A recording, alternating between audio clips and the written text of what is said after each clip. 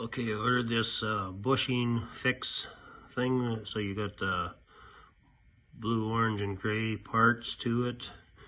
Cost me, yeah, 77.44 Canadian, 57.08 US dollars, and it's gonna go in my 2012 Yukon XL.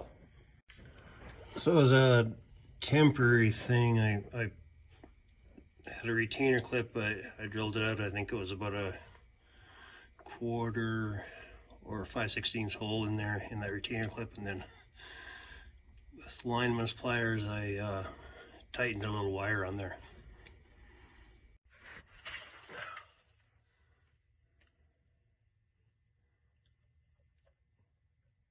Okay, I'm gonna try to squeeze this together here.